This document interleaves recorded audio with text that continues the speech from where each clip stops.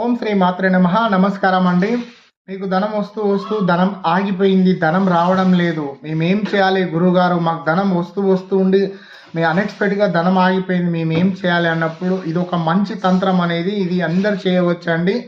నమ్మకం ఉన్న వాళ్ళు సంకల్పంతో మీరు చేయండి, మీకు ధనం రావడం స్టార్ట్ అవుతుంది, మీకు ధనం వస్తూనే ఉంటుంది. ఏం చేయాలి అన్నప్పుడు ఒక గ్లాస్ బౌల్ తీసుకోండి. తీసుకొని అలా ఒక 10 విలాచీలు వేయండి. 10 విలాచీలు వేసి మీరు నిద్రిస్తున్నప్పుడు, మీరు పండుకుంటున్నప్పుడు మీ తల పైన భాగంలో పెట్టి మీరు పండుకోండి.